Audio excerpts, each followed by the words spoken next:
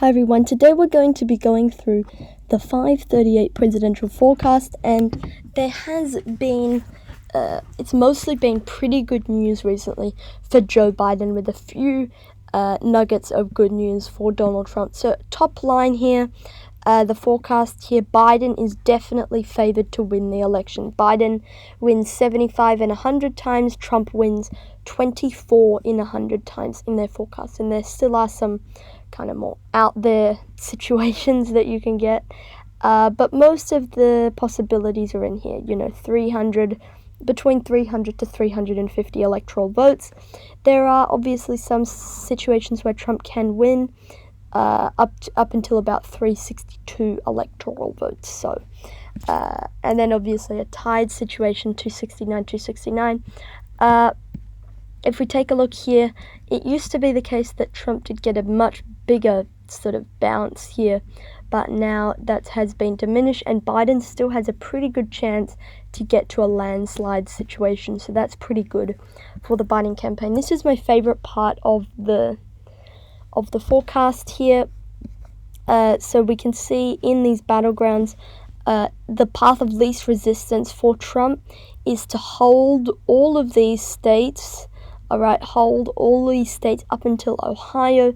That's every single state he's leading in, which will be difficult. I mean, Ohio, barely leading. Georgia, he's barely leading. Iowa, he's barely leading. Texas, if he loses Texas, the election's over effectively. And then some of these other cases are going to be a bit easier to hold on: South Carolina, Alaska, Missouri, Montana. But still, that he's going to need to be able to hold on to those. But Texas, Georgia, and Ohio, those are going to be quite hard for him to hang on, but he needs to hang on to them, and he is favored in them, so he must hang on to Ohio. And then here, the path of least resistance is to take North Carolina, where they're pretty much effectively tied. Then he must take Florida, and he's got some good news coming out of Florida recently, so we're going to go over that. He needs to take, I guess it's not, he doesn't need to take it, but the path of least resistance would be to take Nebraska's 2nd district, the state of Arizona, and then the state of Pennsylvania. So Pennsylvania is going to be quite a tough one for Trump.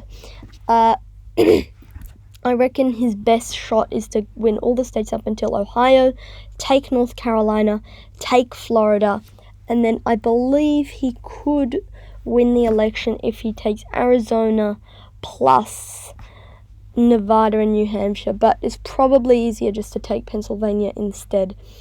If we take a look here, Biden's chances have gone up recently in the past month or so, past 2 weeks or so, sorry. So yeah, here is the Real Clear Politics average, and the state this is for is the state of Florida. And you can see here Trump has really caught up most recently. He's gone from 42 to 47 very, very quickly. There you can see, and Biden has gone down slightly, but most of Trump's gains has been from him increasing instead of Biden decreasing. So you can see here in this graph shows Biden's lead here. You can see here Biden was plus 8.4 at his peak. That has now gone all the way, slide down to 1.2. So Trump is going to need to, get on to the state of Florida if he's going to want to win the election. And it does seem that, it does seem that strategy may be working. However, it's still worth noting here, of many of these recent polls, Biden is leading in them.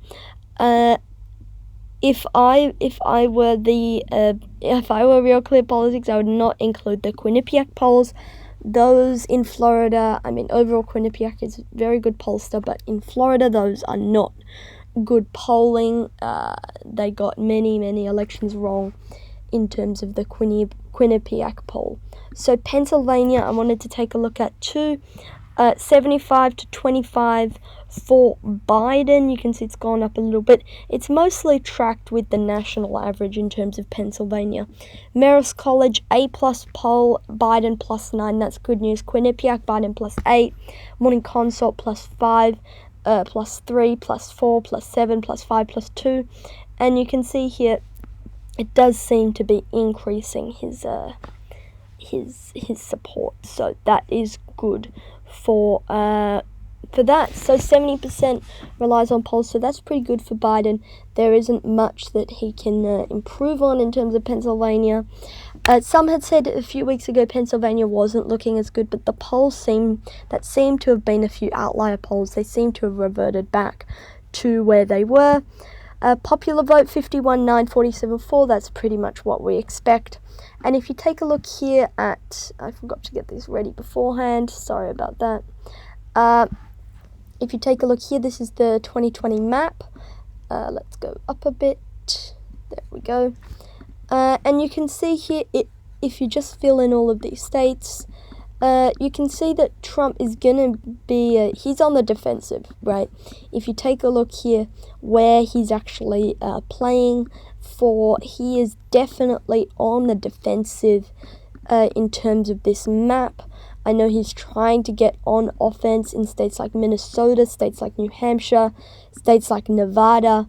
But if I were the Trump campaign, I would just be playing defense, in my opinion. So these are pretty much your swing states that you've got. We might include Virginia, no longer a swing state. Colorado, no longer a swing state. And then, yeah, so this is the map pretty much. And if you then take a look at Joe Biden, he only needs to get a little bit more votes. He could hold on to Nevada, but he doesn't really need Nevada. He could hold on to New Hampshire. He doesn't really need New Hampshire either. He could get Nebraska. He doesn't really need Nebraska either. He does sort of need Minnesota, because if he's losing Minnesota, he's probably not winning Pennsylvania. So he probably needs Minnesota. So that gets him to 233, and then he can pretty much have his pick on what state he wants to take. He's leading by a good chunk in Michigan right now. He's leading by a good chunk in Wisconsin. Arizona would put him over the top. So, and if you just take a look at all the states where Biden's leading now, he's leading in Florida, he's leading in Pennsylvania, he's leading in North Carolina, he's leading in Maine's 2nd district, and that gets you all the way up to 335. If Trump gets lucky, he can take Florida. He can pick that one off. He has to hold Texas, though. He has to hold Georgia. Has to hold Ohio. Has to hold Iowa. All those states have pretty small margins in terms of the vote. The next best option for Trump is probably to take North Carolina. That gets him to 247. And then he needs to pick off one of these states where Biden's leading by quite a bit. He could do it if he took Nevada and New Hampshire. That would get him to 257. And then he needs one more state. So he could take Michigan. That would put him over the top. But right now, Trump is losing pretty badly in Michigan. He could take Pennsylvania. That would put him over the top. But he's losing pretty badly in Pennsylvania. He could take Arizona. But he's also losing pretty badly in Arizona. He could take Wisconsin, but that doesn't even get him to 270. He'd need Wisconsin and another state, let's say Minnesota. That would put him over the top, but I don't think it's very likely Trump's going to win both Minnesota and Wisconsin. So, you can play around and you can try and find ways. This right now, to me, this probably looks like a pretty good baseline. I mean, I'd probably have Biden favored in Florida, but then again, Florida seems to always underestimate the Republicans, so maybe Florida would go back to the Republicans. But pretty much, if you just want to look at toss-ups, Florida, North Carolina, Ohio, pretty much a 50-50 right now. I mean, they could go either way. And so if Trump wants to win, he's going to need to firstly run the table here, Ohio, North Carolina, Florida, and then he's going to need to pick off some of these blue-leaning states. He could pick off, he could take New Hampshire, he could take Nevada, and he could take that, and then that would probably get him to 270. If he wanted to go down a sort of Sun Belt path. But Nevada right now, I mean, it's not looking too good for Trump. Arizona not looking good, especially with the Senate race. Then New Hampshire also not looking very good for Trump. So, you can play around, but right now this is probably, in my view, the most likely map when we wake up on November 4th. So that's it for today's video, guys. Thank you for watching, and I will see you all in the next one. Good night.